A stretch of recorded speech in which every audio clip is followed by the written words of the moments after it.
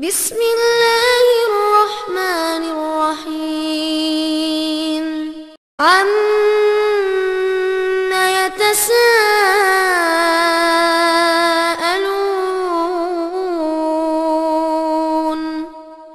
عن النبأ العظيم الذي هم فيه مختلفون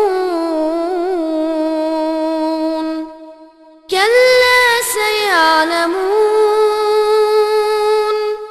ثم كلا إن الحمد لله نحمده ونستعينه ونستغفره ونعوذ بالله من شرور أنفسنا ومن سيئات أعمالنا من يهده الله فلا مضل له ومن يضلل فلا هادي له وأشهد أن لا إله إلا الله وحده لا شريك له وأشهد أن محمدا عبده ورسوله يا أيها الذين آمنوا اتقوا الله حق تقاته ولا تموتن إلا وأنتم مسلمون يا أيها الناس اتقوا ربكم الذي خلقكم من نفس واحدة وخلق منها زوجها وبث منهما رجالا كثيرا ونساء واتقوا الله الذي تساءلون به والأرحام إن الله كان عليكم رقيبا يا أيها الذين آمنوا اتقوا الله وقولوا قولا سديدا يصلح لكم أعمالكم ويغفر لكم ذنوبكم ومن يطع الله ورسوله فقد فاز فوزا عظيما أما بعد فإن أصدق الحديث كتاب الله وخير الهدي هدي محمد صلى الله عليه وسلم وشر الأمور محدثاتها وكل محدثة بدعة وكل بدعة ضلالة وكل ضلالة في النار வார்த்தைகளில் சிறந்தது வல்லவன் ரஹ்மானின் வார்த்தை என்றும் நடைமுறைகளில் சிறந்தது நபிகளார் ஸல்லல்லாஹு அலைஹி வஸல்லம் அவர்களுடைய வாழ்க்கை வழிமுறை என்றும் அவர்களுடைய வாழ்க்கை வழிமுறைகளுக்கு பின்னால் மார்க்கத்தில் புதிதாக புகுத்தப்பட்டவைகள் கர்மங்களிலே மிக மோசமானவைகள் பித்அத்துகள் எல்லா பித்அத்துகளும் வழிகேடுகள் எல்லா வழிகேடுகளும் மனிதனை நரகத்துக்கு செல்லும் என்று சொன்னவனாக பிரசங்கத்தை ஆரம்பிச்சுகின்றேன். அன்பார்ந்த இஸ்லாமிய சகோதரர்களே, அல்லாஹ்வின் நல்லடியார்களே, இன்றைய உலகத்தில் முஸ்லிம் சமூகத்தை நாங்கள் எடுத்து நோக்கினால் அதிகமாக எதிர்க்கப்படுகின்ற ஒரு சமூகமாக, அதிகமாக எதிர்க்கப்படுகின்ற ஒரு மார்க்கமாக இஸ்லாமிய மார்க்கமும் முஸ்லிம் சமூகமும் இருப்பதை பார்க்க முடிகிறது. அது முஸ்லிம்கள் அதிகமாக வாழுகின்ற அரபு நாடுகளாக இருக்கலாம், அல்லது முஸ்லிம்கள் சிறுபான்மையினராக வாழுகின்ற மாற்று மதத்தவர்களை பெரும்பான்மையாக கொண்ட நாடுகளாக இருக்கலாம். முஸ்லிம்கள் அதிகமாக எதிர்க்கப்படுகின்ற ஒரு நிலையை நாங்கள் பார்க்கின்றோம்.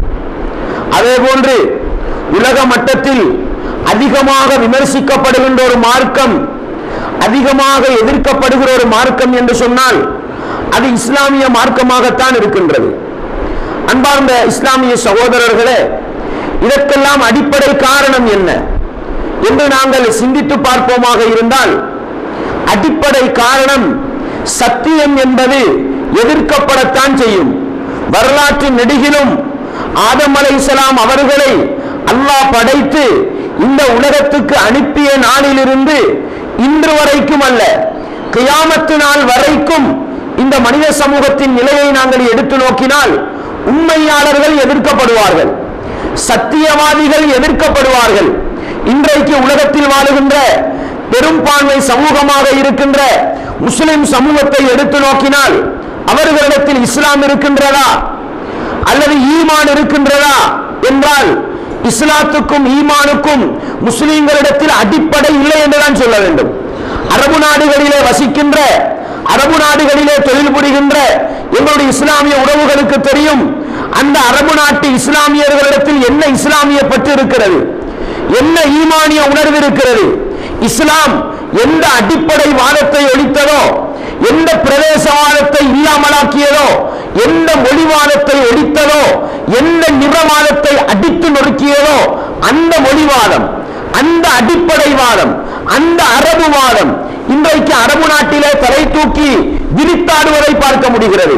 அன்பாண்டவர்களே, ஒரு அஜமி, அரபி அல்லாத ஒரு முஸ்லிம் இந்தியாவிலிருந்து வேலைக்கு சென்றிருக்கின்றான், இலங்கையிலிருந்து வேலைக்கு சென்றிருக்கிறான் என்றால் அந்த முஸ்லிமான அரபி அல்லாத முஸ்லிமோடு அந்த அரபிகள் நடந்து கொள்கிற விதம் என்ன, அந்த நாட்டு சட்டங்கள் வைத்திருக்கிற தீர்மானங்கள் என்ன என்பதை எல்லாம் பார்க்கிற பொழுது முஸ்லிம்களை பெரும்பான்மையாக கொண்டிருக்கின்ற அரபு நாடுகளில் எல்லாம் இஸ்லாம் இருக்கிறதா, ஈமான் இருக்கிறதா என்றால் மிக குறிப்பிட்ட விரல் விட்டு எண்ணப்படுகிற ஒரு சாராரிடத்திலேதான் இஸ்லாமும் ஈமானும் இருக்கிறது. ஆட்சியாளர்களிடத்திலே, பெரும்பான்மை முஸ்லிம் சமூகத்திடத்திலே ஈமானுக்கும் இஸ்லாத்துக்கும் இடமில்லை என்பதுதான் சுருக்கமாக இருக்கிறது. ஆனாலும் ஏன் எதிர்க்கப்படுகிறது? உலக மட்டத்தில் இஸ்லாம் ஏன் எதிர்க்கப்படுகிறது என்று கொஞ்சம் சிந்தித்து பாருங்கள். ஒரே காரணம் என்ன தெரியுமா? முஸ்லிம்களாகியவர்கள் லா இலாஹா இல்லல்லாஹ், வணக்கத்துக்கு தகுதியானவன் அல்லாஹ்வை தவிர வேறு யாரும் இல்லை, முஹம்மது என்பவர் அல்லாஹ்வுடைய தூதர் என்ற இந்த இரண்டு அடிப்படைகளையும் ஒளிந்திருக்கிறார்கள். அது மட்டும்தான் எதிர்க்கப்படுவதற்கு காரணம்.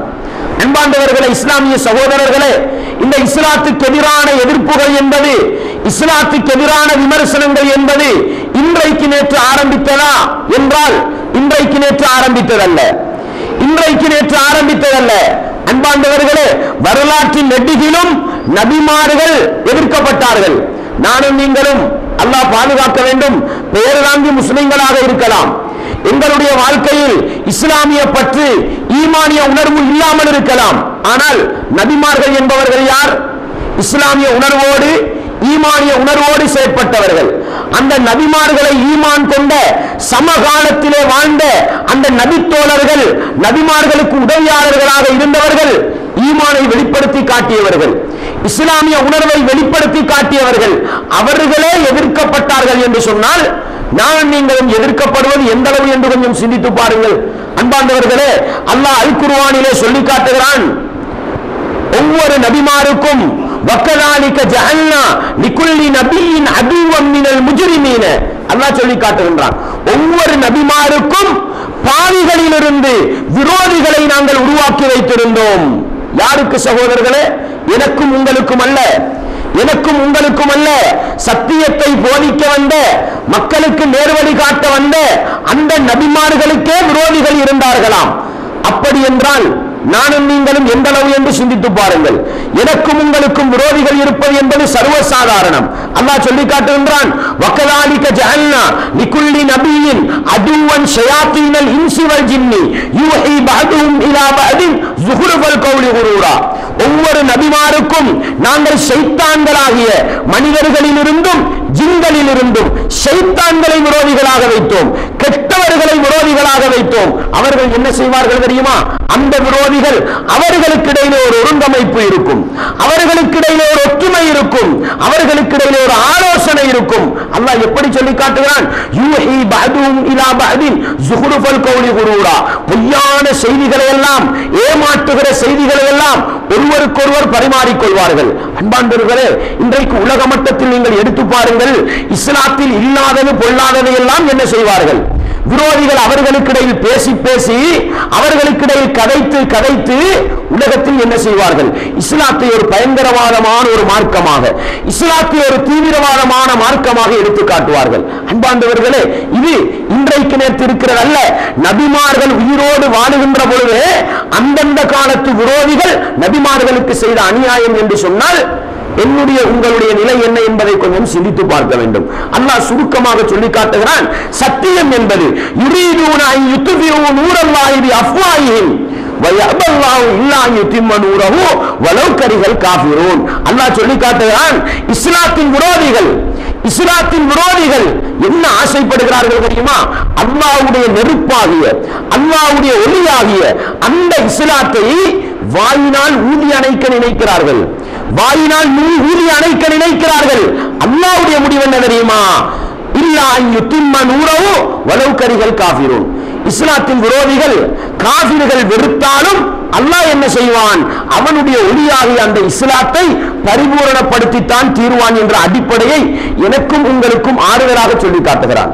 அன்பாண்டவர்களே, இஸ்லாமிய சகோதரர்களே, உலகத்திலே இருக்கின்ற எல்லா மீடியாக்களும் சேர்ந்து எல்லா தொழில்நுட்ப எல்லா சாதனங்களும் சேர்ந்து முஸ்லிம்களை தீவிரவாதிகளாக, முஸ்லிம்களை பயங்கரவாதிகளாக காட்டிக்கொண்டுதான் இருக்கின்றன. ஆனால் அற்புதம் என்ன தெரியுமா, ஆச்சரியம் என்ன தெரியுமா, அமெரிக்காவுடைய அண்மை கால தகவல் ஆய்வு முடிவு, பிரிட்டனுடைய, இங்கிலாந்துடைய கடைசி கட்ட தீர்வு முடிவு என்ன தெரியுமா, உலகத்தில் அதிவேகமாக பரவக்கூடிய மார்க்கம் என்றால் அது இஸ்லாம் தான். அன்பாண்டவர்களே, இந்த இந்தியாவை எடுத்துக்கொள்ளுங்கள். இஸ்லாத்துக்கு எதிராக எவ்வளவு சதி, இஸ்லாத்துக்கு எதிராக எவ்வளவு விமர்சனம், முஸ்லிம்கள் செய்யாதவைகளை எல்லாம் முஸ்லிம்களின் மீது பழியாக போட்டு அப்பாவி முஸ்லிம்களை சிறைச்சாலையில் கொண்டு போய் அடைத்து வைத்திருக்கிறார்கள். ஆனால் அற்புதம் என்ன தெரியுமா, பிரபல்யங்கள் எல்லாம் இஸ்லாத்தை நோக்கி வந்து கொண்டிருக்கின்றன. பிரபல்யங்கள் எல்லாம் இஸ்லாத்தை நோக்கி வந்து கொண்டிருக்கின்றன. அன்பாண்டவர்களே, விஜய் என்று சொல்லுகின்ற மிகப்பெரிய காடையன் என்ன செய்கிறான், இஸ்லாத்தை கேவலப்படுத்தி நபிகளாரை கொச்சைப்படுத்தி ஒரு படம் நடிக்கின்றான். அன்பாண்டவர்களே, அதே படக்கும்பலில் இருக்கின்ற ஒரு பட நடிகை மோனிகா என்ன செய்கிறாள், இஸ்லாத்துக்குள் வந்து விழுந்து விடுகிறாள். அன்பாண்டவர்களே, என்ன நடக்கிறது, இஸ்லாம் கேவலப்படுத்தப்படுகிறது.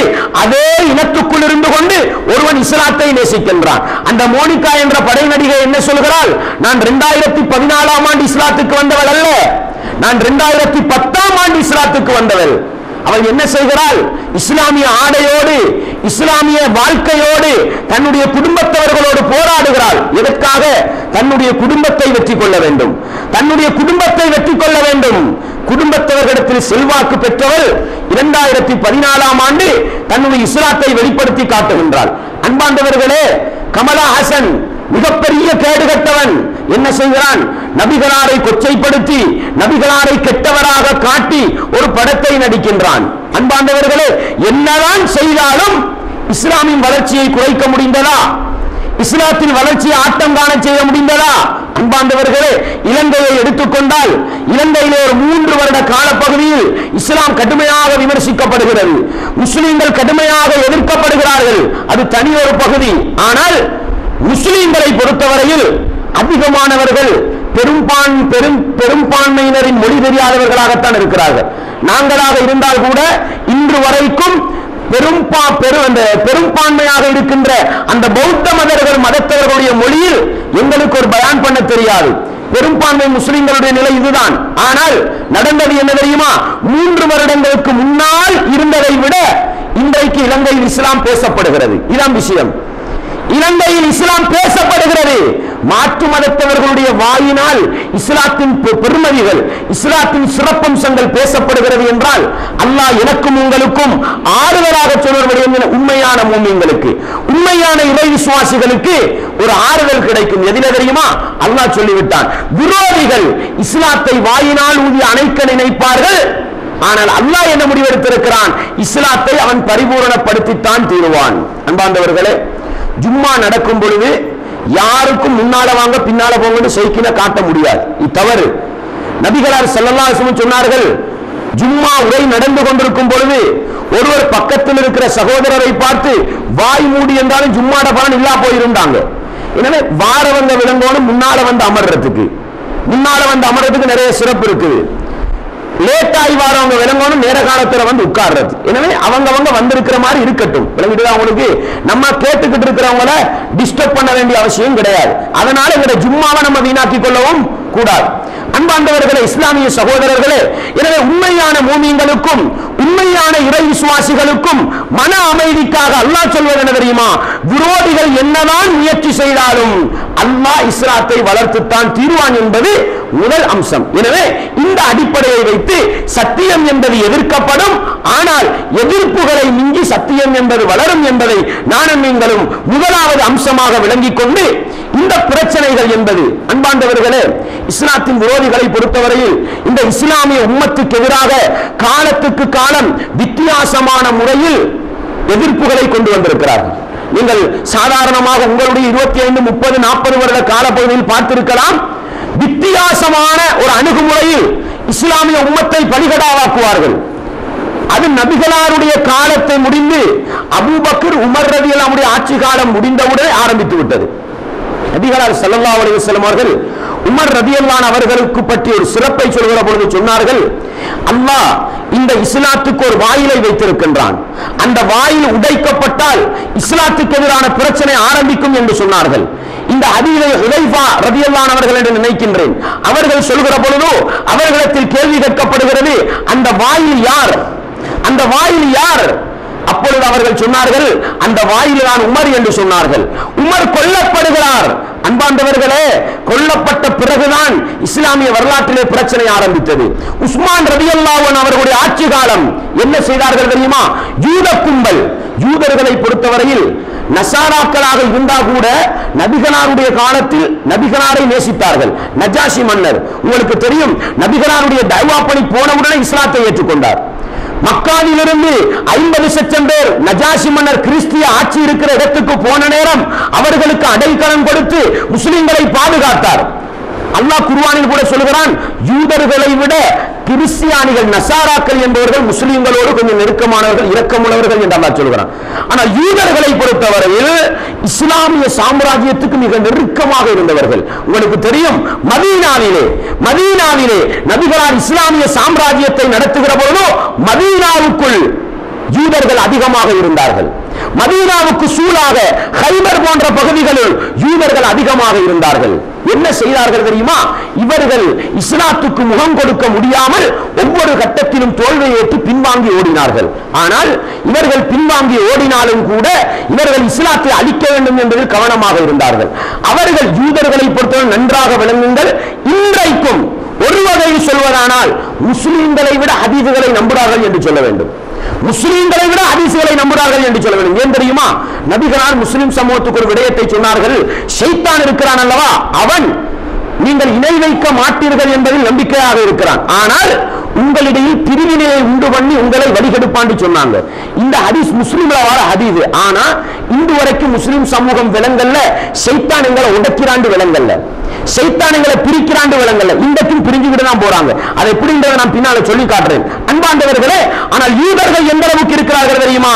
நபிகளால் சொன்னார்கள், யூதர்களுடைய அழிவு முஸ்லிம்களுடைய கையினால் நிச்சயம் ஏற்படும். எந்த அளவுக்கு ஏற்படும்? ஒரு காலம் வரும், யூதர்களுக்கு எதிராக முஸ்லிம்கள் யுத்தம் கொள்வார்கள், அவர்களை தேடி தேடி வெட்டுவார்கள்.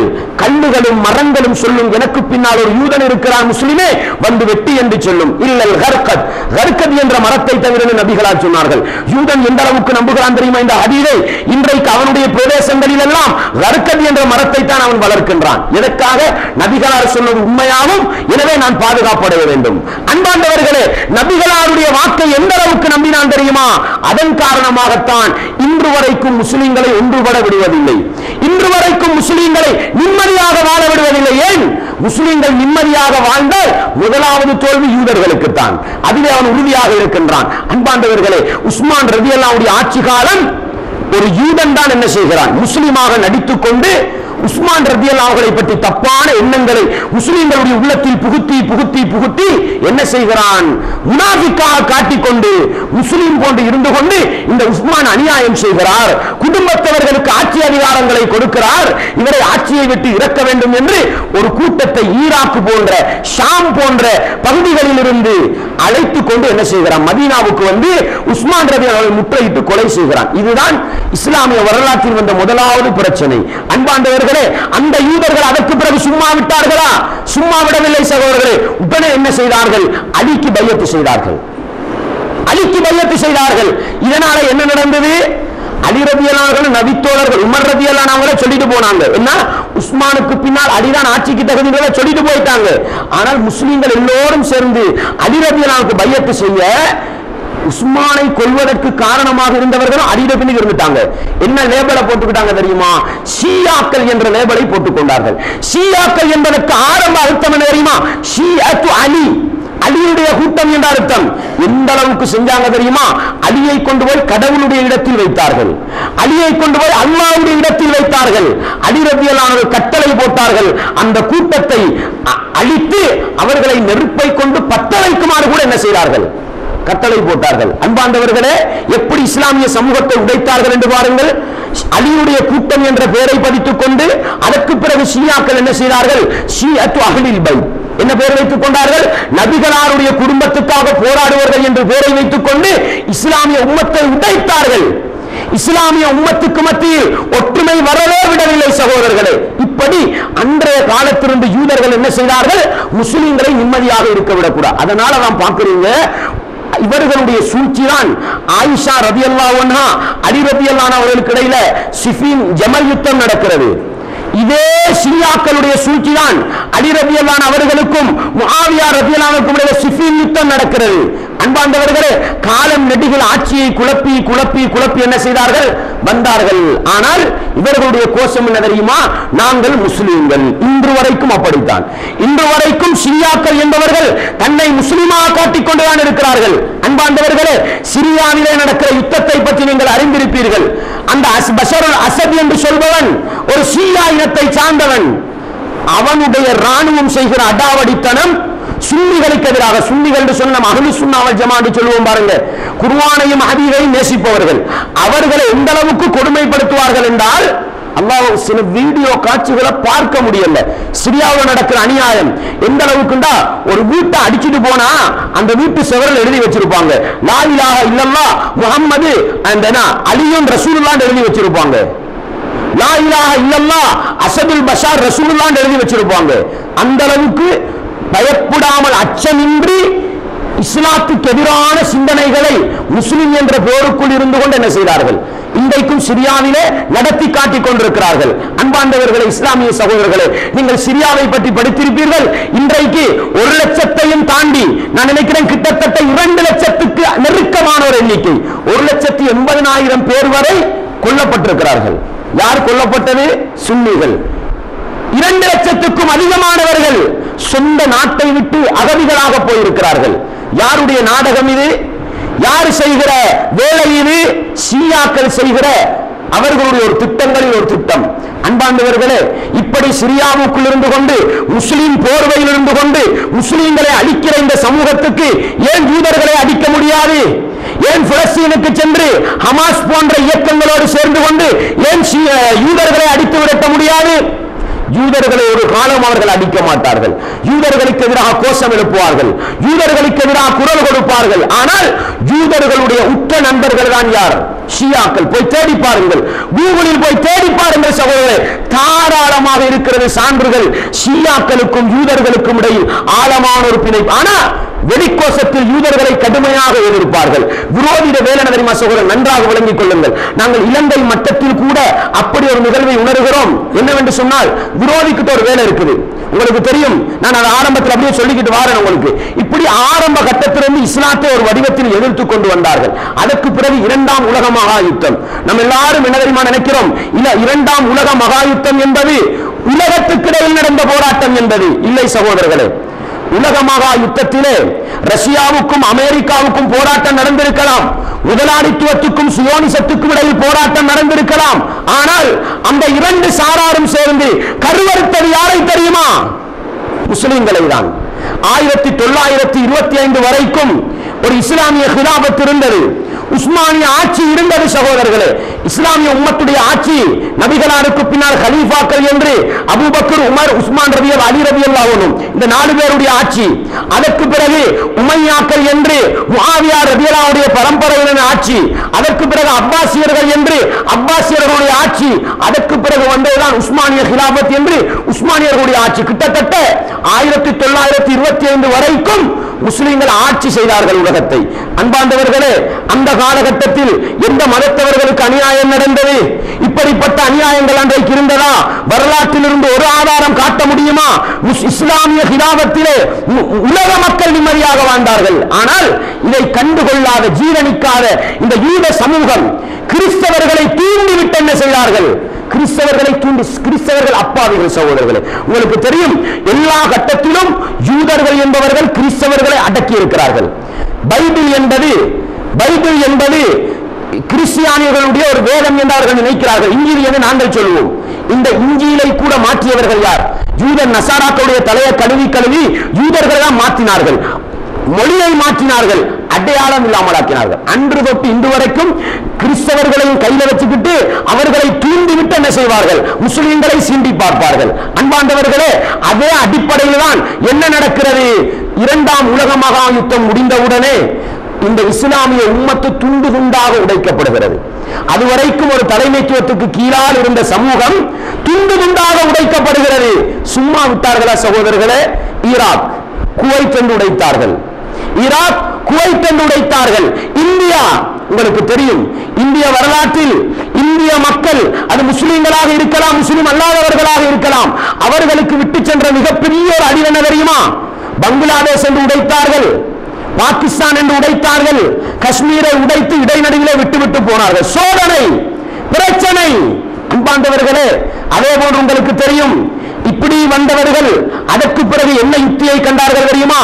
முஸ்லிம்களை தீவிரவாதிகள், அதற்கு பிறகு பயங்கரமா என்ன பிரச்சாரம் கொண்டு போனார்கள்? முஸ்லிம்களை தீவிரவாதிகளாக, பயங்கரவாதிகளாக காட்டி அழிக்க முற்பட்டார்கள். அதற்கு மிகப்பெரிய ஆதாரம் தான் சகோதரர்களே, செப்டம்பர் 11 தாக்குதல். செப்டம்பர் 11 தாக்குதல். அன்பாண்டவர்களே, இந்த நாடகத்தை தான் இந்துக்களும் பின்பற்றிக் கொண்டிருக்கிறார்கள். மறந்துவிட வேண்டாம். குஜராத்துடைய கலவரமாக இருக்கட்டும், அவர்களையே போட்டு என்ன செய்வார்கள்? கோச்சி புகையிரதத்தை பத்த வைப்பார்கள்.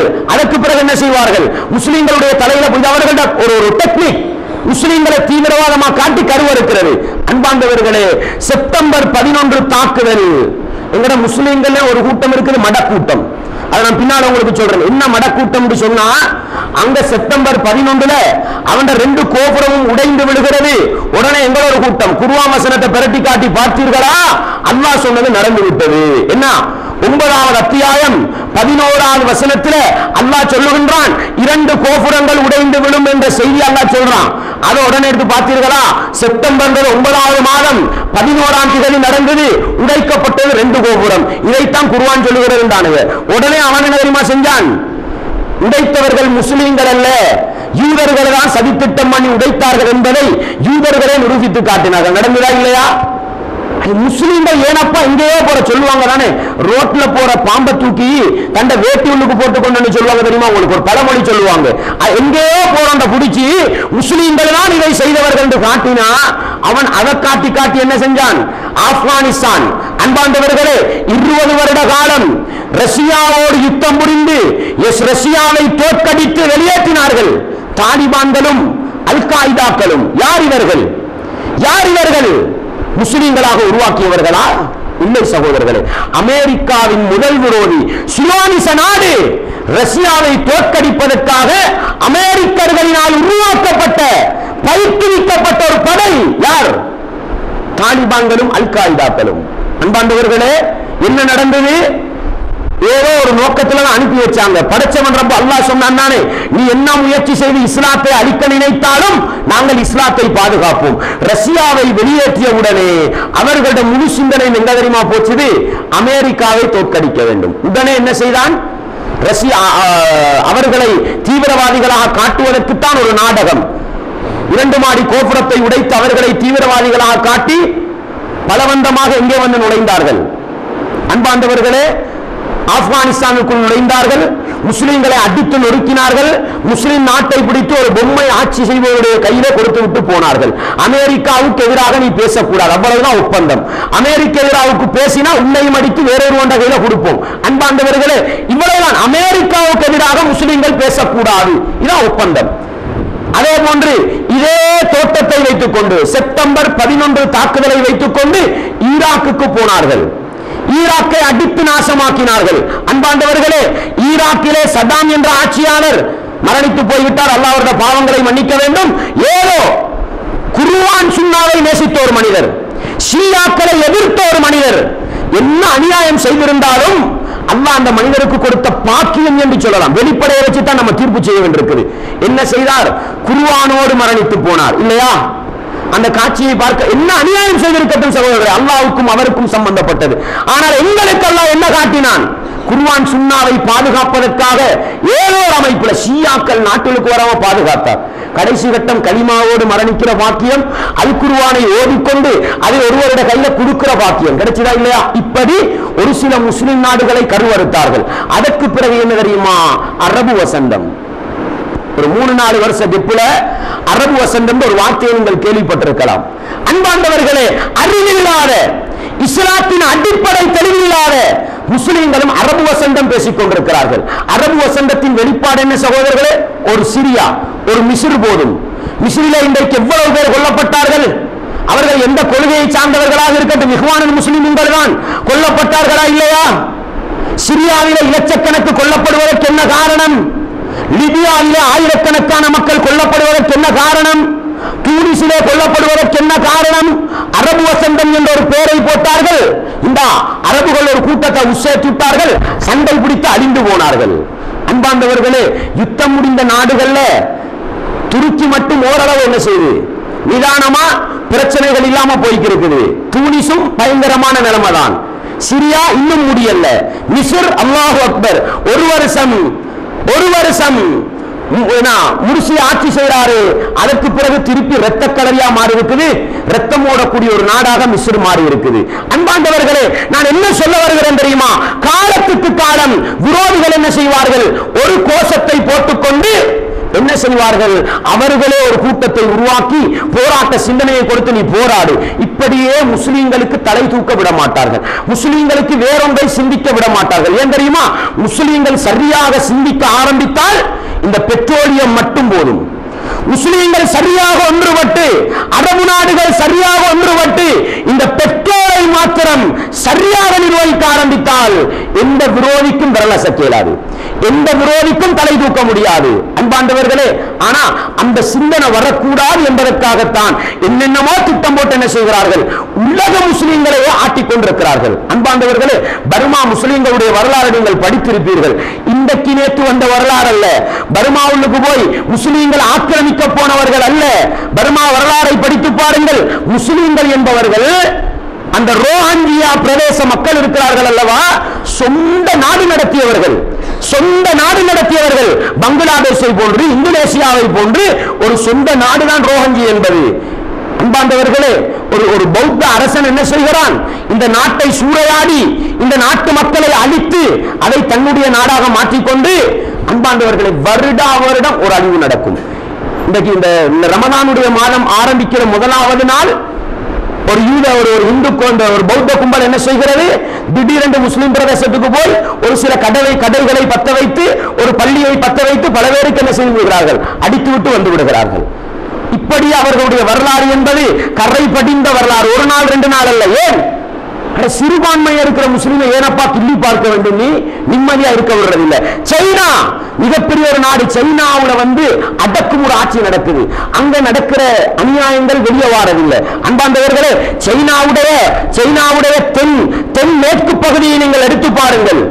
அரபு அறிஞர்கள் எல்லாம் பிறந்து வளர்ந்து இஸ்லாத்துக்கு சேவை செய்த நாடுகள் எல்லாம் அங்கேதான் இருக்கின்றன. ஆனால் இன்றைக்கு இஸ்லாமிய வாடகை கிடையாது. பள்ளிகள் எல்லாம் மியூசியங்களாக மாற்றப்பட்டிருக்கிறது. இந்தியா என்ன நாடு சகோதரர்களே? இந்தியாவில் இருக்கிற பள்ளிகளை விட பெரும் பள்ளிகள் எல்லாம் அந்த பகுதியில் இருக்கிற. ஆனா முஸ்லிம்கள் அடக்கி எதையும் பேசக்கூடாது. உனக்கு எந்த உரிமை இல்லை என்று வைத்து, ஏன் உரிமை கொடுத்தால் வெற்றி பெறுகிற சமூகம் இவ்வளவுதான். உரிமையை கொடுத்தால் வெற்றி பெறுகிற சமூகமாக மாறுவார்கள். அன்பாண்டவர்களே, இலங்கையை எடுத்துக்கொண்டார். என்ன நிலை தெரியுமா? 1994 காலப்பகுதியிலே 10 வீதம் காட்டிக்கிட்டு இருக்கிறாங்க. 10% இருக்கக்கூடிய முஸ்லிம், அன்றைக்கு 8% இருக்கக்கூடிய முஸ்லிம்கள் எந்த அளவு ஒரு படத்தில் இருந்தாங்க தெரியுமா? இஸ்லாமிய ஆட்சியை அந்த இலங்கை ஆட்சியை தீர்மானிக்கக்கூடிய நிலையில் இருந்தாங்க. அந்த அளவு ஒரு பலத்தோடு இருந்தாங்க. அன்பாண்டவர்களே, இந்தியாவை போன்றல்ல, இலங்கையில நீங்கள் பார்க்கலாம், ஒவ்வொரு சின்ன முஸ்லிம் கிராமத்திலும் ஒரு இஸ்லாமிய பாடசாலை இருக்கும். அந்த இஸ்லாமிய பாடசாலைக்குள் ஒரு பள்ளி இருக்கும். இந்தியாவை போன்றல்ல, இலங்கையிலே முஸ்லிம்களுடைய குடும்ப பிரச்சனையை பேசுவதற்கு அரசாங்க மட்டத்தில் காலிக்கோட்டை என்று தனி கோட் உருவாக்கப்பட்டிருக்கிறது. முஸ்லிம்களுடைய பள்ளிகளையும் முஸ்லிம்களுடைய தனி கட்டிடங்களையும் ரெஜிஸ்டர் செய்வதற்காக வக்ஃப் போர்டு என்று அந்த அளவு இலங்கை முஸ்லிம்கள் சுதந்திரத்தோடு நிம்மதியாகத்தான் வாழ்ந்து கொண்டிருந்தார்கள். ஆனா இடைக்கிட என்ன செய்யும்? கலவரங்கள், 2 சாராருக்கிடையில மோதல் வரது சாதாரணம். ஆனால் அரசாங்க மட்டத்தில் என்ன செய்யப்படல? முஸ்லிம்கள் எதிர்க்கப்படவில்லை. ஆனால் விரோதிகளுடைய மிகப்பெரிய ஒரு சதித்திட்டம் என்ன தெரியுமா? நான் உங்களுக்கு ஆரம்பத்தில் சொல்ல பார்த்து பின்னால சொல்றேன்னு சொன்னேன். என்ன தெரியுமா செய்வார்கள்? கிள்ளுவதற்கும் ஒருவனை வைப்பார்கள், ஆட்டுவதற்கும் ஒருவனை வைப்பார்கள். புள்ளையையும் கிள்றது, தொட்டிலையும் மாற்றுறது, 2 நடக்கும். இதனால் என்ன நடக்கும் சகோதரர்களே?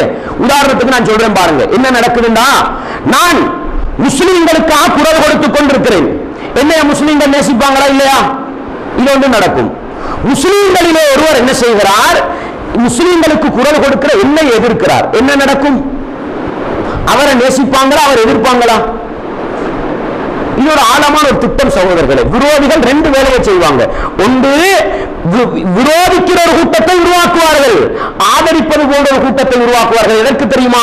அவர்கள் ஆதரிப்பது முஸ்லிம்களை வெல்ல வைப்பதற்கல்ல, விரோதிகளை இன்னும் வளர்ப்பதற்காக. அன்பார்ந்தவர்களே, இப்படி ஒரு திட்டம் இலங்கை நாட்டிலும் பரவலாக நடக்கிறதோ என்று நினைக்கிற அளவுக்கு என்ன செய்கிறது?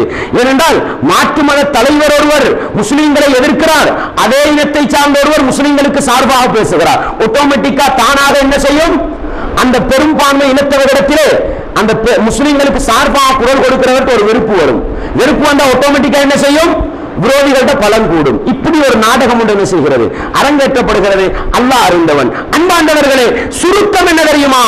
எப்படியோ முஸ்லிம் சமூகத்தை சும்மா இருக்க விட மாட்டார்கள், நிம்மதியாக இருக்க விட மாட்டார்கள். அன்பாண்டவர்களே, இப்படி இன்று வரைக்கும் பிரச்சனை. இப்ப புதுசா வந்திருக்கிற பிரச்சனை என்ன தெரியுமா? அதை நான் உங்களுக்கு பின்னால சொல்லி காட்டுறேன். அல்ஹம்துலில்லாஹ் வஸ்ஸலாத்து வஸ்ஸலாமு அலா ரசூலில்லாஹ் வ அலா ஆலி ஹிஸ்பில்லாஹ். அம்மா பாத். அன்பார்ந்த இஸ்லாமிய சகோதரர்களே, நாங்கள் நபிகளாருடைய மரணத்துக்கு பின்னால், கலீஃபாக்களுடைய ஆட்சிக்கு பின்னால் இஸ்லாமிய சமூகத்தை நிம்மதியாக இருக்கக்கூடாது என்பதற்காக விரோதிகள் பலவிதமான திட்டங்களை மேற்கொண்டார்கள். அதுல ஒவ்வொரு கட்டமானவங்களும் முடியுமான எடுத்து காட்டினேன். சமீபத்திலே நீங்கள் கேள்விப்பட்டிருக்கலாம், கருப்பு கொடி ஏந்திய, கருப்பு ஆடை அணிந்த ஒரு கூட்டம் இஸ்லாத்துக்காக போராட வந்திருக்கிறதாம். கேள்விப்பட்டீர்களா? அன்பாண்டவர்களே, இன்டர்நெட்டோடு, பேஸ்புக்கோடு, ட்விட்டரோடு, கூகுளோடு, யூடியூபோடு தொடர்புள்ளவர்களுக்கு இது நன்றாக தெரிந்திருக்கும். என்னவாம்? முஸ்லிம்களுக்காக போராட, ஒரு இஸ்லாமிய கிலாபத்தை உருவாக்க ஒரு கும்பல் புறப்பட்டு வந்திருக்கிறதாம். உடனே எங்கட ஆட்களும் என்ன, உடனே ஹதீஸை எடுத்து போட்டாச்சு. அப்பதானே முஸ்லிம்களை வெல்லலாம். ஹதீஸ் எடுத்து போடாதானே முஸ்லிம்களை வெல்லலாம். அதற்கு என்ன ஹதீஸை எடுத்து பிடித்தார்கள்? நபிகளார் ஸல்லல்லாஹு அலைஹி வஸல்லம் அவர்கள் சொன்னார்களாம், சௌபான் ரலியல்லாஹு அன்ஹு அறிவிக்கக்கூடிய செய்தி என்ன? அது அந்த சௌபான் ரலியல்லாஹு அறிவிக்கக்கூடியதல்ல, அபூ ஹுரைரா ரலியல்லாஹு அன்ஹு சொல்லக்கூடிய ஒரு ஹதீஸ். என்னன்னு சொன்னா, குராசான் பகுதியில இருந்து கருப்பு கொடி ஏந்திய ஒரு கூட்டம் வருவார்கள். அவர்களை யாராலும் தோற்கடிக்க முடியாது. அவர்கள் விரோதிகளை எல்லாம் அழித்து ஹரம் இருக்குத்தானே, காபத்துல்லா, மதீனா, மக்கா, இந்த ரெண்டுக்கும் கொலைகளை செய்வார்கள். செய்து அவர்கள் என்ன செய்வார்கள்? இஸ்லாமிய ஆட்சியை நிலைநாட்டுவார்கள் என்பது கருத்துப்பட ஒரு ஹதீஸ். அன்பாண்டவர்களே, இந்த ஹதீஸ் 3 அறிவிப்பாளர் வரிசையோடு வந்திருக்கிறது. இந்த ஹதீஸ் அஹ்மது, திர்மிதி, பைஹகி போன்ற, ஹாக்கிம் போன்ற ஹதீஸ் கிதாபுகளில் பதிவு செய்யப்பட்டிருக்கிறது. இந்த ஹதீஸை தான் போட்டு காட்டி நாங்கள் தான் இந்த கூட்டம் அவங்க பேசிக்கிட்டு இருக்கிறாங்க. வீடியோ பண்ணி நாங்க தான் இந்த கூட்டம் கருப்பு உடுப்பு ஒத்துக்கிட்டு கருப்பு கொடியை கூட்டிக்கிட்டு என்ன செய்யறாங்க? கருப்பு கொடியை தூக்கிக்கிட்டு நாங்க தான் அந்த கூட்டம் என்ன செய்யறாங்க? முஸ்லிம்களை அல்லாஹ் பொறுமானவன், உண்மனங்களுக்கு தெரியாது. ஆனால் முடிவெடுக்க முடியுமா? இந்த ஹதீஸை வைத்து நாங்கள் தான் இந்த கூட்டம் முடிவெடுக்கலாமா? அல்லாஹ் வஹி இறக்கி வச்சானா? அன்பாண்டவர்களே, இஸ்லாமிய சகோதரர்களே, ஆனால் அவர்களுடைய நடவடிக்கைகள், முதலாவது ஒரு வீடியோ வரை நம்ம அதை பார்த்து தான் முடிவெடுக்க வேண்டியிருக்குது. அவர்கள் என்ன செய்கிறார்கள்? முதலாவது அவர்கள் சொல்கிறார்கள், நாங்கள் ஒரு நாட்டை சார்ந்தவர்கள் அல்ல, நாங்கள் பல நாடுகளில் இருந்து வந்தவர்கள். ஒவ்வொரு நாட்டவரும் என்ன செய்வார்? பாஸ்போர்ட்டை காட்டி போட்டு பாஸ்போர்ட்டை பிச்சு நெருப்புல போடுவார். அன்பாண்டவர்களே, ஜிஹாத் என்ற போர்வையில், போராட்டம் என்ற போர்வையில் குடும்பம், கோத்திரம், புள்ளகுட்டி, பொருளாதாரம் எல்லாத்தையும் முடங்கி போகலாமா? நபிகளார் அப்படி ஒரு வழிமுறையை காட்டி தந்தாங்களா ஜிஹாது காலத்துல? இல்லை சகோதரர்களே. உமர் ரலியல்லாஹு அன்ஹு அவர்கள் ஜிஹாது செய்கிற கட்டத்தில் என்ன முடிவெடுப்பார்கள் தெரியுமா? குறிப்பிட்ட நான் நினைக்கிறேன் 4 மாசம் அல்லது 6 மாசம் 6 மாசம் ஒரு இடத்துல யுத்தம் செஞ்சா உடனே வீரர்களை திருப்பி அனுப்புவாங்க குடும்பத்து பக்கம். போய் குடும்பத்தோட இருந்துட்டு வா. ஏன் தெரியுமா சகோதரர்களே? குடும்பம், புள்ளகுட்டி, பொருளாதாரம் இல்லாதவன் விரக்தி அடைஞ்சு எதையும் செய்ய ஆரம்பிச்சிடும். இந்த கதை தான் நடந்துகிட்டு இருக்கு. அன்பாண்ட அவங்க காட்டுறாங்க, உண்மையான நமக்கு தெரியாது. அல்லாஹ் போதுமானவன். நாங்க இஸ்லாத்தை பாதுகாக்கவே வந்தவர்கள், நாங்க சொந்த நாட்டுக்கு கூட போக மாட்டோம். அதற்குரிய ஆதாரம் நெருப்ப பத்த வச்சு என்ன செய்யறாங்க? பாஸ்போர்ட் எல்லாம் கிழிச்சு போடுற வீடியோவை காட்டுறாங்க.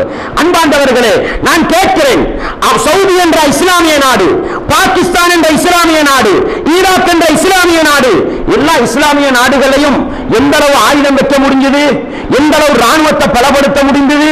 ஆனா இவங்க ஒரு மாசத்துக்கு இடையில உருவாகி என்ன செய்யறாங்க? வீடியோ காட்டுறாங்க. அவங்க பக்தாதுக்கு வாராங்க, பெரும் பெரும் ஆயுதங்களும் பெரும் பெரும் கனரக வாகனங்களோட வந்து இறங்குறாங்க. ஆச்சரியமா இருக்குது, இவங்களுக்கு எங்கால இது கிடைச்சது? சந்தேகம் வருமா? வராதா? ஆச்சரியம். எங்காலப்பா வந்தது இது? அன்பாண்டவர்களே, அல்லாஹ் போதுமானவன். முஸ்லிம்களை இருக்கிற குழப்பத்துக்குள் இன்னும் குழப்பத்தை அதிகரிக்க அமெரிக்காவால் உருவாக்கப்பட்ட ஒரு படையோ என்று சிந்திக்க வேண்டியிருக்கிறது. அல்லாஹ் போதுமானவன். ஏன் தெரியுமா சகோதரர்களே, இன்றைக்கு எவ்வளவோ காலம் போராடுகின்ற ஒரு சில அமைப்புகள் இருக்குது. பலஸ்தீன் எடுத்துக்கொங்களேன், ஹமாஸ், அதே போல ஃபத்தா அமைப்பு ஒரு காலத்தில் எவ்வளவு போராடினாங்க. அதே போன்று இன்னும் ஒரு சில அமைப்புகள், இவங்களுக்கு இவ்வளவு காலம் போராடியே பெரும் பெரும் ஆயுதங்கள் எடுக்க முடியல. ஆனா இவங்க ஒரு மாசத்துக்குள் உருவாகி வாராங்க. எப்படி பெரிய பெரிய கனரக வாகனங்களோட பெரிய படை அணிவகுப்போடு என்ன செய்யறாங்க, வெற்றி கொண்டு வாராங்க. அன்பாண்டவர்கள் இருந்தால் இவர்களுக்கு கிடைத்தது. அப்ப உடனே ஒருத்தர் ஒரு வீடியோ எடுத்து காணல் பார்த்தீர்களா, இவர்கள் அவர்களே ஆயுதத்தை உருவாக்கிக் கொள்வார்கள். அன்பாண்டவர்களே, அவர்களே ஆயுதத்தை உருவாக்க கொஞ்சம் யோசிக்க கூடாதா? ஒரு ஆயுதத்தை உருவாக்குறா கல்லும் மண்ணும் எடுத்தா உருவாக்குறது. அப்படியே இருந்தா என்ன செய்யணும், கல்லு கல்ல தட்டி நெருப்புவார மாதிரி வேலைண்டா நமக்கு செஞ்சு கொள்ளலாம். ஒரு குண்டு, ஒரு பிளட், ஒரு தோப்பை உருவாக்க ஒரு கம்பெனி வேணுமா இல்லையா? ஒரு இரும்பை உருவாக்குற ஒரு ஆலை வேண்டுமா இல்லையா? எதுவுமே வரல. அவங்க தானா என்ன செய்யறாங்களாம், அரை அவன் குடுக்குறான், இவன் செட் பண்றான், அவ்வளவுதான் நடக்குது. குடுக்கிறத வீடியோ எடுக்கிறாங்க, செட் பண்றத வீடியோ எடுத்து காட்டுறான், அவ்வளவுதான் நடக்குது. அல்லாஹ் போதுமானவன். அன்பாண்டவர்களே, இஸ்லாமிய உறவுகளே, இந்த அரபு வசந்தம் என்பது எப்படி ஒரு சில நாடுகளில் நடந்த ஆட்சிகளை குளறுபடியாக்கி ஒன்றோ நல்லாட்சி அல்லது குழப்பம் ரெண்டில் ஒன்று வந்ததா இல்லையா? இப்ப என்ன தெரியுமா முடிவு? நீங்கள் நேற்று முந்தினாத்து என்ன செய்திருக்கலாம், செய்திகளில் படித்திருக்கலாம். சவுதி அதனுடைய ஈராக் போர்டரிலே 30,000 படை வீரர்களை வைத்திருக்கிறது. எதற்காக தெரியுமா? இந்த கும்பலுக்கு நேரடியா சிரியாக்கு போகலும் தானே, நேரடியா பலஸ்தீனுக்கு போகலும் தானே. ஏன் ஈராக் அடிச்சு முடிஞ்சா சவுதியை டார்கெட் பண்றது? இந்த அரபு நாடுகள்ல ஏதோ அல்லாஹ் போதுமானவன். படைச்சவன் ரப்ப சுதந்திரமா வணங்குறதுக்குள்ள 2-3 இடத்துல ஒன்று வரி போயிட்டது. 2 இடம் மக்காவும் மதீனாவும் நிம்மதியா இருக்குது. ஹஜ் உம்ராவை சந்தோஷமா செஞ்சுட்டு வந்துகிட்டு இருக்கிறோம். அன்பார்ந்தவர்களே, அதை குழப்புவதற்கான ஒரு சதித்திட்டமோ என்று சிந்திக்க வேண்டியிருக்கிறது. ஏன் அவர்களுடைய அடுத்த அறிக்கையாக வெளியிட்டிருக்கிறார்கள், நாங்கள் சவுதியை கைப்பற்றுவோம், இஸ்லாமிய ஆட்சியை நிறுவோம் என்று அடுத்த கங்கணம் கட்டிக் கொண்டிருக்கிறார்கள். எனவே சவுதி என்ன செய்கிறது? தீவிரவாதிகளோ அவர்கள் நல்லவர்களோ கெட்டதோ அல்லாஹ் அறிந்தவன். பார்வையை பார்த்தா எப்படி விளங்குது, ஏதோ ஒன்று கொண்ட மாதிரி விளங்குது. அவர்கள் ராணுவம் 30,000 ராணுவ வீரர் ஈராக்குடைய போர்டர்ல வச்சிருக்கிறாங்க. எந்த ஆயுததாரிகளும் உள்ளே வந்துவிடக் கூடாது என்பதற்காக. அன்பாண்டவர்களே, எப்படி யோசிக்கிறது? இதை எங்கட சமூகம் என்ன தெரியுமா சொல்லுது? இதோ மஹதி வரப்போகிறார், மஹதியை கொண்டு வருவதற்காகத்தான் இந்த கூட்டம். கருப்பணிந்தவர்கள் என்ன செய்யறாங்க, பேஸ்புக்ல எழுதுறாங்க, ட்விட்டர்ல எழுதுறாங்க, அப்படி இப்படி புகழ்ந்தது. அன்பாண்டவர்களே, நான் சுருக்கமாக ஒரு வார்த்தை நான் உங்களுக்கு சொல்கிறேன். குர்ஆன் ஹதீஸை சீரழித்து, குர்ஆன் ஹதீஸை நாசப்படுத்தி என்ன செய்ய வேண்டாம். நமக்கு ஒரு கூட்டம் போராடுவது நம்ம முடிவெடுக்க வேண்டிய அவசியம் கிடையாது. அல்லாஹ்ட்ட பொறுப்பு சாட்டுவோம். இன்றைக்கு அவர்கள் போராடுகிறார்கள், இன்னும் 1 கிழமை 2 கிழமை 3 கிழமை 1 மாசம் ஆகும் பொழுது அவர்களுடைய நோக்கம் என்னவென்பது என்ன செய்யும், உலகத்துக்கு வெளிப்படும். அதற்கு பிறகு நம்ம கண்ணீர் வடிக்க வேண்டிய அவசியம் கிடையாது. இப்பொழுது புகழ்ந்து விட்டு எனவே சொல்லுவோம், ஏதோ ஒரு கூட்டம் வந்து போராடுறான், அவங்க சில வீடியோக்களை பார்த்தா மனிதர்களை தண்டிக்கிறது, கொடுமைப்படுத்துறதெல்லாம் இஸ்லாத்தை வரம்பை மீறி போகுது. அன்பாண்டவர்களே, அல்லாஹ் போதுமானவன். எனவே நம்ம சொல்லுவோம், ஏதோ ஒரு கூட்டம் போராடுறான், மறுமை எப்பையும் வரத்தான் போகுது, மஹதி எப்பையும் வரத்தான் போகிறார், ஈசா நபி எப்பையும் வரத்தான் போகிறார், தஜ்ஜால வந்து ஈசா நபி கொல்லத்தான் போறாங்க. இதை நம்பிட்டு இருந்துருவோம். எனவே அன்பாண்டவர்களே, அவர்கள் போராடுகிறார்கள் என்றால் நாளைக்கு சவுதிக்கு என்ன நடக்க போகுது தெரியுமா? ஈராக்குக்கு யாரும் வேலைக்கு போகக்கூடாது என்று அறிவிச்சு போட்டதுன்னா ஈராக் அரசாங்கம். ஏன் எத்தனை பேர் வௌத்துக்கடி இந்த பிரச்சனையால? தேவையில்லாத பிரச்சனை தானே. லிபியாவில் எத்தனை ஆயிரக்கணக்கான பேர் வேலை செஞ்சாங்க. இந்த ஒருத்தருக்கும் அல்லாஹ் ரிஸ்க கொடுப்பான், அது வேற. வீண் பிரச்சனையினால வந்த சுமை சகோதரர்களே. இது போன்ற ஒரு நிலை சவுதிக்கும் வருமாக இருந்தால் அல்லாஹ் போதுமானவன். அப்பதான் இவர முஸ்லீம்கள் பேசுவாங்க, பாத்தீங்களா சவுதியையும் வந்து நாசமாக்கிட்டாங்க. இப்ப புகழ்வாங்க, அதுக்கு பிறகு சவுதியை நாசமாக்கிடுவாங்க. அரபு வசந்தம் மிஸ்ரையும் சிரியாவையும் தூக்கி பேசினாங்க. மிஸ்ருக்கு அப்படியே திரும்பிச்சு. அப்படித்தானே? மிஸ்ர்ல சிசி என்று சொல்லப்படுகிற ராணுவர் என்ன செஞ்சாரு? அமளி அந்த முஸ்லிம் முபாரக் கொண்டு போய் ஜெயில அழகாக பாதுகாத்து வச்சுட்டு ஆட்சியை யார கையில கொடுத்தார்? முர்ஷித கையில கொடுத்தார். 1 வருஷம் நல்லா உறவு பார்த்தானுங்க, யார் யார் சப்போர்ட் பண்றா, யார் யார் எதிர்த்தா, யார் யார் தீவிரம் பண்ணா எல்லாம் பார்த்துட்டு 1 வருஷத்துல என்ன செஞ்சான்? முஸ்லிம் முபாரக்கை வெளியெடுத்து இந்த திரும்பி நின்று அடிச்சான். யாருக்கு? இஹ்வானுல் முஸ்லிம். அதுக்கு போற என்ன பேசினாங்க? அநியாயம் நடக்குதுன்னு பேசினாங்க. அரபு வசந்தம் என்று கொடிநூக்கியவர்கள் பிறகு என்ன? அல்லாஹ் போதுமானவன். எனவே அன்பாண்டவர்களே, உலகத்தில் முஸ்லிம்களுக்கு எதிராக பலவிதமான சதித்திட்டம் நடந்துகிட்டு இருக்குது. எனவே எங்கட கடமை கடமை என்ன தெரியுமா? எங்களோட கடமை என்ன தெரியுமா? எங்களுடைய ஈமானை புதுப்பிக்க வேண்டும், எங்களுடைய இஸ்லாமிய உணர்வை புதுப்பிக்க வேண்டும். ஏன் ஒவ்வொரு சாராரும் எதிர்ப்பது இஸ்லாத்தை? என்ன முடிவுக்கு வர வேண்டும்? நீ இஸ்லாத்தை எதிர்க்கிறாயா, நான் முஸ்லீமாக வாழுவேன். நீ அபாயா என்று சொல்லப்படுகின்ற முஸ்லிம்களுடைய ஆடையை எதிர்க்கிறாயா, எங்களுடைய பெண்மணிகளுக்கு நான் இஸ்லாமிய வரம்புக்குட்பட்ட ஆடை அணிவிக்க வைப்பேன். நீ தாடியை தீவிரவாதத்தின் அடையாளம் என்று சொல்கிறாயா, தாடி வலிக்கிற நான் தாடியை வைப்பேன். இப்படி என்ன செய்ய வேண்டியிருக்கிறது? இஸ்லாமிய வரம்புக்குள் எங்களை மாற்ற வேண்டியிருக்கிறது. இந்த பிரச்சனைகள் நோக்கமல்ல சகோதரர்களே. ஏதோ முஸ்லிம்கள் பலம் குன்றிய காலம், முஸ்லிம்களுக்கு தோல்விகள் வரலாம், ஆனால் எங்களுடைய ஈமானை நாங்கள் இழக்கக்கூடாது. அன்பாண்டவர்களே, பள்ளியில பாங்கு சொல்ற ஒரு கூட்டம் இருக்குது. இந்தியாவிலும் குரல் கொடுக்கிறாங்களா இல்லையா? அதான ஒளிபெருக்கில சொல்றத நிப்பாட்டணும். அன்பாண்டவர்களே, அவன் நிப்பாட்டுறதுக்கு போராடட்டும், எதையும் செய்யட்டும். சஹாபாக்கள் ஒளிபெருக்கிக்கு போட்டா ஸ்பீக்கர்ல பாங்கு சொன்னாங்க இல்ல. சஹாபாக்கள் பாங்குடைய நேரத்தை அறிந்து கொண்டு பள்ளிக்கு வந்தார்கள். நாங்கள் என்ன முடிவுக்கு வருவோம் தெரியுமா? நீ பாங்கு சொல்வதை எதிர்க்கிறாயா, நான் 5 நேரம் தொழக்கூடிய மனிதனாக மாறுவேன். அல்லாஹு அக்பர்.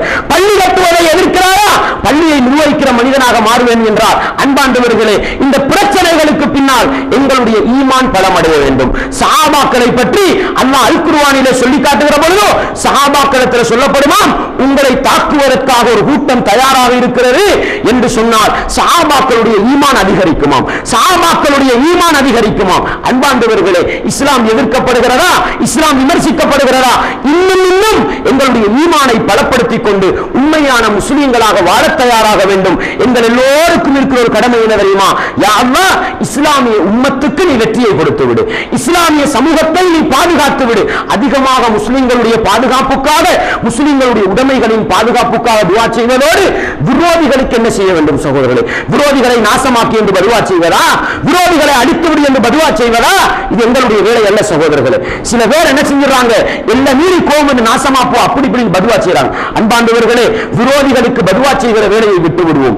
நபிகளார் ஸல்லல்லாஹு அலைஹி வஸல்லம் அவர்கள் தாயிஃபில் இருந்து அடி வாங்கி வருகிறார்கள். கர்மு சாலிப் என்ற இடத்துக்கு வருகிற பொழுது நபிகளார் அப்படியே மயங்கி கீழே விழுந்தார்கள். கண் விழித்து பார்க்கிறார்கள். ஜிப்ரீல் அலைஹிஸ்ஸலாம் அவர்கள் வந்து சொல்கிறார்கள், முஹம்மதே, ஒரு வார்த்தை சொல்லும், மீகாயில் வந்திருக்கிறார். இந்த 2 மலைகளையும் சேர்த்து அப்படியே தாய்ஃபாசிகளை அடித்து போடுகிறோம். நபிகளார் என்ன சொன்னார்கள்? அல்லாஹு அக்பர். இந்த முன்மாதிரி எங்கள்கிட்ட வரணும் சகோதரர்களே. நபிகளார் கண் முன்னால வந்து கேட்கிறாங்க, ஒரு வார்த்தை சொல்லுங்க, தாய்ஃபில் இருக்கக்கூடிய 2 பக்கத்து மலையும் சேர்த்து இந்த சமூகத்தை அழித்து விடுகிறோம். நபிகளார் என்ன வேண்டாம் வேண்டாம், இவர்களுடைய சந்ததிகளில் இருந்து அல்லாஹ்வை வணங்குகின்ற மக்கள் வரலாம் என்று சொன்னார்கள். அன்பாண்டவர்களே, உங்களுக்கு தெரியும், பாபரி மசூதி உடைக்கப்பட்ட வரலாறை நீங்கள் அறிந்திருப்பீர்கள். அன்பாண்டவர்களே, பாபரி மசூதி உடைப்புடைய நேரத்தில் அந்த பாபரி மசூதி அந்த குப்பா இருக்குதானே, அந்த குப்பாவுக்கு மேல 2 வாலிபர்கள் இருந்து கொண்டு உடைக்கிற காட்சியை பார்க்கிறார் போட்டோவில். அந்த 2 பேரும் முஸ்லிம்களாக இருப்பது உங்களுக்கு தெரியுமா? அந்த 2 பேரும் முஸ்லிம்களாக இருப்பதை படித்திருக்கிறீர்களா? அன்பாண்டவர்களே, அப்துல்லா என்று சொல்லப்படுகிற சமீபத்தில் மௌத்தா போனார் தான், இஸ்லாத்துக்கு வந்து மனோவியல் தத்துவ டாக்டர் ஒருத்தர் மௌத்தா போனாரு. அவர் சொல்றார் அந்த வரலாறு. எனவே அன்பாண்டவர்கள், இன்றைக்கு விரோதியாக இருக்கிறவன் நாளைக்கு இஸ்லாத்துக்குள் வரலாம். அல்லாஹ் போதுமானவன். நபிகளாருக்கு எதிராக ஃபித்னா என்ற படத்தை நடிக்கிறான். நபிகளாரை சீரழிக்க நினைத்தான். ஒரு வருடத்துக்குள் அந்த மனிதன் இஸ்லாத்துக்கு வந்தார். அல்லாஹ் அவரை ஈமானோடும் இஸ்லாத்தோடும் வாழச் செய்து ஈமானோடும் இஸ்லாத்தோடும் மரணிக்க செய்ய வேண்டும். சென்ற ஒரு சில மாதங்களுக்கு முன்னால் அவருடைய மகன் 30 இஸ்லாத்துக்கு வந்தார்களே, வரலாறை நீங்கள் படித்திருப்பீர்கள். அன்பாண்டவர்களே, விரோதிகளுக்கு நாங்கள் கேட்போம், அல்லாஹும்ம இன்னா நஜ்அலுக ஃபீ நுஹூரிஹிம் வ நஊது பிக மின் ஷுரூரிஹிம். யா அல்லாஹ், அவர்களுக்கு முன்னால் உங்களை நாங்கள் வைக்கிறோம், உன்னை நாங்கள் வைக்கிறோம், அவர்களுடைய கெடுதியை விட்டு நாங்கள் பாதுகாப்பு தேடுகிறோம். யா அல்லாஹ், இஸ்லாத்தை எதிர்க்கின்ற விரோதிகளுக்கு நீ இஸ்லாத்தில் தெளிவை கொடுத்து விடு, அவர்களை இஸ்லாத்துக்குள் கொண்டு வந்து சேர்த்து விடு என்று அவருடைய ஹிதாயத்துக்காக துஆ செய்வோம். அடுத்த கட்டம், யா அல்லாஹ், அவர்களை நீ தண்டிக்க நினைத்தால் பொருத்தமான தண்டனையை கொண்டு தண்டி என்று அல்லாஹ்வுடைய நாட்டத்திலே விடுவோம். நாங்கள் பதுவா செய்யக்கூடாது. அவர்களுடைய தெளிவுக்காக இஸ்லாத்தின் மீது நெருக்கம் வருவதற்கான ஒரு துஆவிலே ஈடுபட வேண்டும். எனவே அன்பார்ந்தவர்களே, இந்தியாவில் மட்டுமல்ல, இலங்கையில் மட்டுமல்ல, உலகத்தில் எந்த மூலை முடுக்கிலே ஒரு முஸ்லிம் பாதிக்கப்பட்டாலும் இந்த உணர்வு ஒட்டுமொத்த முஸ்லிம்களுக்காக துஆ செய்வோம். விரோதிகளுடைய மனநிலை மாறுவதற்காக துஆ செய்வோம். விரோதிகளுக்காக கேட்கின்ற துஆக்களில் மிக முக்கியமானது என்னமா? யா அல்லாஹ், விரோதிகளுக்கிடையில் பிரிவினை உண்டு பண்ணிவிடு, விரோதிகளுக்கிடையில் பிளவை உண்டு பண்ணிவிடு. இந்த துஆவை அதிகமாக கேட்க வேண்டும். எனவே அன்பாண்டவர்களே, இந்த அடிப்படையில் இஸ்லாமிய உம்மத்துக்காக நானும் நீங்களும் முடியுமான அளவு பாடுபடுகின்ற நல்ல மனிதர்களாக வாழ்ந்து மரணிக்க நீங்களும் முயற்சி செய்ய வேண்டும். வல்லவன் ரஹ்மான் எனக்கும் உங்களுக்கும் துணை புரிய வேண்டும். வ ஆகிரு தஅவானா அனில் ஹம்துலில்லாஹி ரப்பில் ஆலமீன்.